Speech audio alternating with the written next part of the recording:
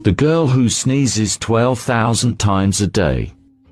12-year-old Caitlin Thornley started sneezing a month ago, and she hasn't been able to stop. Just listen to her. The schoolgirl who lives outside Houston sneezes 12,000 times a day. Sometimes the 7th grader can't complete a sentence. Some kid ends up making fun of me or something like that, and it just gets... The only time the sneezing seems to slow down is when Caitlin listens to music, specifically the Beatles. Even in my dreams, I sneeze. For now, it's a medical mystery. Doctors have ruled out allergies or a virus. Until they figure it out, Caitlin can't go to school.